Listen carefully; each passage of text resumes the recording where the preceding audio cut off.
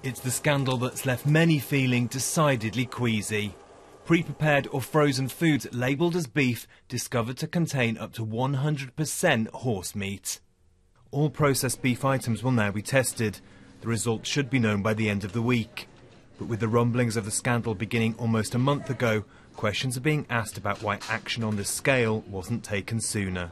If ministers had ordered tests on the beef burgers that were withdrawn 3 weeks ago, they would now be in a position to advise consumers, potentially to issue reassurance that those products were either safe or had been adulterated.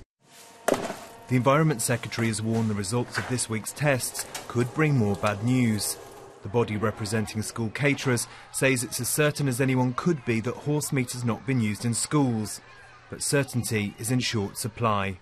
What is known is that the product at the centre of this, the Findus lasagna found to contain up to 100% horse meat, contained meat that came from Romania.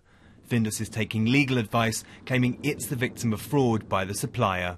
The government says a criminal conspiracy could be behind the large-scale contamination of beef products with horse meat, and it will now be introducing stricter monitoring rules for the food industry.